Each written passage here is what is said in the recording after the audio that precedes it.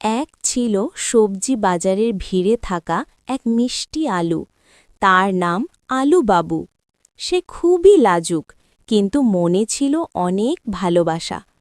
একদিন হঠাৎ তার চোখ পড়ল এক সুন্দর সাদা ঝকঝকে ফুলকপির ওপর। তার নাম ফুলকপি রানী। ফুলকপি রানী ছিল একটু গম্ভীর আর ভদ্র।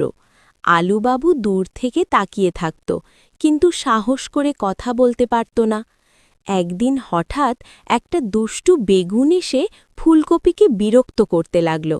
তখন আলুবাবু সাহস করে এগিয়ে এসে বলল, এই, ওকে কষ্ট দিও না। ফুলকপি অবাক হয়ে তাকাল, এই লাজুক আলু এত সাহসী! সেই দিন থেকেই তাদের বন্ধুত্ব শুরু হলো। ধীরে ধীরে তারা একসাথে সময় কাটাতে লাগল। বাজারের কোণায় বসে গল্প, হাসি আর ছোট ছোট স্বপ্ন। আলুবাবু একদিন সাহস করে বলেই ফেলল, আমি তোমাকে খুব ভালোবাসি। ফুলকপি একটু হেসে বলল, আমিও তোমাকে পছন্দ করি আলু। এরপর থেকে তারা হয়ে গেল বাজারের সবচেয়ে সুন্দর জুটি। সবাই তাদের দেখে খুশি হতো।